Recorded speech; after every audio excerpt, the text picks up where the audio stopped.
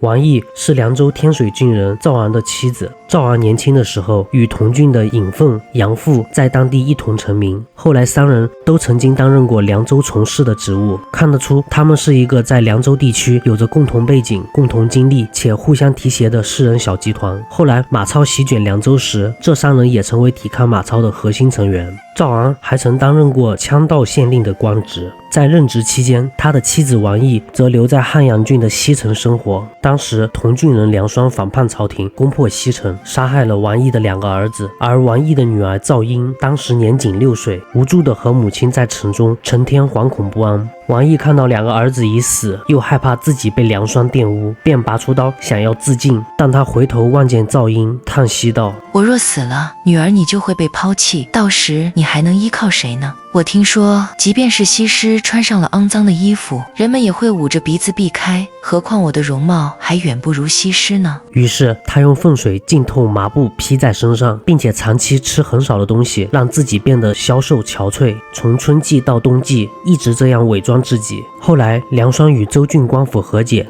王毅最终因为这副模样而免遭侵犯。于是赵昂派出官吏迎接他们母女俩回家，在距离府邸还有30里的时候，王毅停了下来，对女儿赵英说道：妇道人家如果没有官府的扶信和保父的陪同，是不应该走出闺房的。遥想古代的贞烈女子，昭将为等待扶信而沉水，薄姬因保父未到而被烧死。每次读他们的传记，内心都敬佩他们的节操。如今我遭遇乱世，却不能迅疾而亡，还有什么脸面再见家中的各位姑嫂呢？我之所以到现在还苟活于世，只是因为不舍女儿你啊。现在你父亲的府邸已经近在眼前，我也该离开你，去迅捷而死了。说完，他就喝下毒药，准备赴死。当时附近恰好有解毒的良药和汤水，旁人敲开他的嘴巴，灌进肚子，稀释毒素。万幸的是，过了许久，他终于苏醒过来，由此捡回一条性命。建安年间，赵昂转任参军事，全家迁居至蓟城。这期间遭遇了马超之乱，这次动乱还得追溯至建安16年，公元211年。当时马超联合韩遂、杨秋、李康、陈仪等10部军阀，共计10万人，起兵反曹，屯兵潼关。随即曹操率军亲征，他采用迂回渡河的战术，绕开潼关天险，然后采用幕僚楼归的建议，一夜筑起兵城，确保了全军顺利渡过渭水，在渭南扎下营寨，与马超联军对峙。之后曹操又采纳贾诩的计策，离间马超和韩遂之间的关系。在联军士气低落，内部猜忌达到顶点的时候，曹操果断出击，以精锐部队一举攻破关东联军，斩杀了陈仪、李康等人，而韩遂、马超等人狼狈逃往凉州，杨秋则逃往安定郡。随后曹操追击至该郡，但此时后方传来消息，河北冀州河间地区发生了田营、苏伯的叛乱，幽冀2州为之煽动，危及到了曹操集团的大本营邺城。于是曹被迫率军东返。在撤军前，杨阜对曹操说，马超有韩信、英布之勇，又深得羌人、胡人的拥戴，不针对他做出周全的防备措施，那么陇山以西的各郡就将不再属于朝廷了。曹操认同杨阜的建议，但还是因为撤军仓促，对陇西的布防工作未能周密安排。河间地区的叛乱给了马超喘息之机。果然，到了公元212年，马超卷土重来，率领羌胡各部的军队进攻陇山以西的各郡县。随即，陇上各郡县都纷纷响应马超，只有蓟城的官民维护州郡长官还在坚持抵抗。马超兼并整合了陇右各部的军队，同时汉中的张鲁派遣大将张昂率军前来支援马超，于是总兵力达到了1万多人，声势浩大，合力围攻蓟城。而城内的杨阜则带领士大夫以及宗族子弟中能征善战的共1000多人，同时派他的堂弟杨岳在城池上构筑了形如新月的营垒防御工事，与马超军队交战。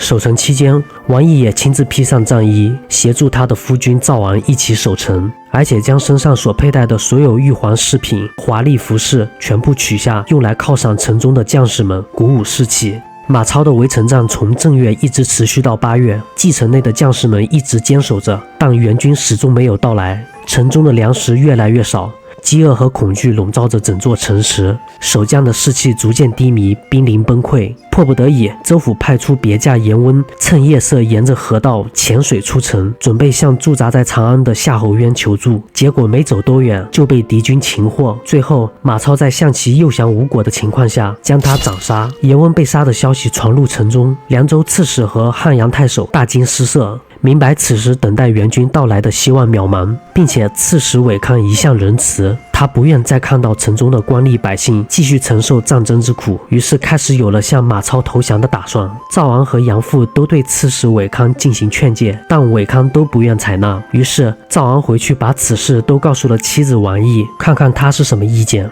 王毅则说，君主身边需要有敢于直言劝谏的臣子，而士大夫则有见机行事和独断专行的权利。当上司的决定是错误并且会带来灾难性后果时，作为有担当的士大夫，你有权为了更高的道义而坚持自己的立场，就算违抗上司的错误命令也在所不惜。我们应当共同努力，坚守到底，保全名节，直至献出生命，不能听从刺史想要投降的建议。但等到赵昂再次返回城头，韦康已经和马超讲和，打开城门放马超及其部队入城。但进入城池的马超立刻违背纳降时所承诺的条件，背信弃义，命令张鲁部将杨昂斩杀了刺史韦康和太守，又控制了赵昂，并将他的嫡子赵越押送至南郑作为人质，同时拘禁了杨阜的堂弟杨越。原先韦康手下的官吏如杨阜、赵昂等10余名下属都被迫屈从于马超。看到自己的父母官被杀，城中百姓和大小官员无不悲怆和义愤填膺。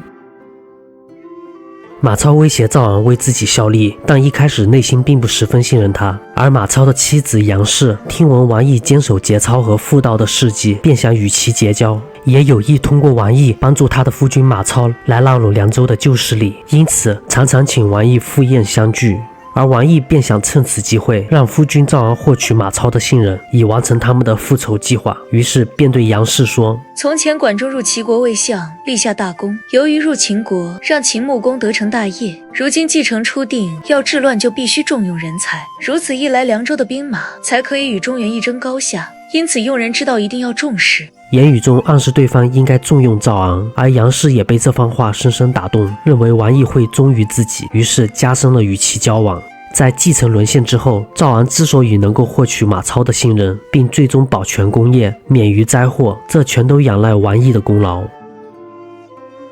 另一方面，杨阜内心一直怀着向马超复仇的志向，只是一直没有找到合适的机会。但不久，杨阜的妻子去世，他便以此为理由向马超辞别，回到西县奔丧。借这个机会，他绕道来到历城，去见他的表兄时任辅夷将军姜绪和姜的母亲。他对姜母诉说了刺史韦康遇害以及继承沦陷的惨状，于是两人相对哭了很久。姜绪全家都感到悲伤和激愤，而姜母深明大义，用言语激励儿子姜绪要担起全州的责任，不要顾及老母亲的安危，只管放心去做，为国尽忠，将马超驱逐出去，为韦康报仇。姜绪听从了母亲的话，与杨阜共同商议计划。他们分头派人去联络同乡人尹凤、赵昂、安定人梁匡、庞公、南安人赵渠等10几人。他们制定好计划，先让姜绪起兵反抗。马超得知消息后，必定会大怒，并会亲自来攻打姜绪。届时，城中的梁匡等人便可以在后方关闭继承的城门，断其后路。就这样，盟约和计划定下后，他们便进行部署。随即，姜绪和杨阜进军驻扎在鲁城。当赵昂与杨凤等人密谋讨伐马超时，他将自己的一个顾虑告诉了妻子王毅。他说道：“我们的计划已经制定周延，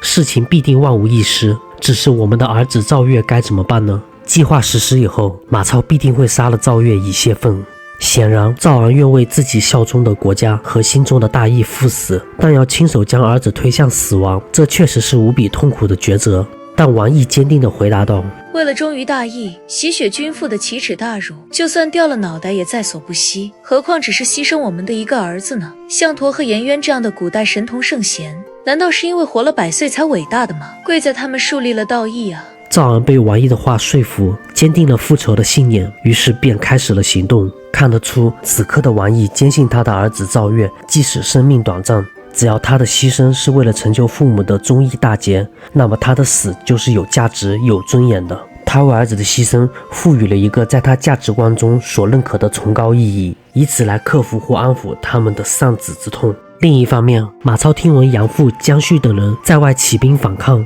在韦康、顾立、赵渠等人的怂恿下，果然亲自出城攻打姜旭他们。而就在此时，城内的赵渠、梁匡、赵昂等人关闭了继承的城门，趁机救出被囚禁的杨岳。紧接着，马超在城中的妻儿家属也被尽数杀害，而马超顿时失去了根据地，导致他进退两难。当马超到达鲁城时，姜旭据城坚守，马超军一时之间无法攻破城池，于是转而进攻历城。历城的人看见马超军队过来，还以为是姜旭的军队回来了，又有人传闻马超已经战败逃往汉中，所以历城并没有做充足的防备。当马超进入历城后，立刻抓住了姜旭的母亲，姜母怒骂马超：汝辈父之逆子，杀君之劫贼，天地岂久容汝，而不早死？敢以面目示人乎？马超大怒，当即杀害了姜母和他的另外一个儿子，烧毁城池后离去。紧接着，杨阜与马超交战，身负5处重伤，同族的兄弟战死了7人。最终，他们成功击败马超，马超被迫逃往汉中。马超很快从张鲁那里借兵回来复仇，而王毅再次和夫君赵昂一起守卫岐山。他们被马超包围了30余天，直到援军到来才得以解围。于是马超盛怒之下，最终还是杀害了作为人质的赵岳。从继承之难到岐山保卫战，赵昂一共提出了9条奇谋妙计，但每一次都有王毅的参与和贡献。回看王毅的事迹，我们不应该以现代的价值观去简单的评判其对错，而是应该理解其抉择背后的时代逻辑。在梁霜破城、二子遇害的绝境中，他为了保护幼女，选择了比死亡更艰难的道路，以粪水污秽自身，行销鼓励的苟活。这展现了他在极端环境下惊人的求生智慧、坚韧意志和伟大的母爱力量。而在他脱险后，又自觉违反了古礼，毅然抛下女儿服毒殉节。看得出，王毅将封建礼教规范视为生命价值的最高准则。在继承保卫战中，他亲自穿上战衣，站上城头迎战，并且毁家纾难，贡献出自己的个人财产，激励将士。他从一个士族妇人到战士的转变，以实际行动与城池共存亡，展现出一代女中豪杰、巾帼不让须眉的英勇气概。之后，在复仇大计与骨肉亲情的终极抉择前，他给出了最决绝的回答，主动牺牲至亲来成全国家大义，以一种近乎宗教般的殉道精神，将忠义置于生命和亲情之上。他是将道德信念实践到近乎残酷的典范。王毅不是一个完美的现代英雄，却是一个真实的、充满悲剧色彩和世人精神的古代烈女。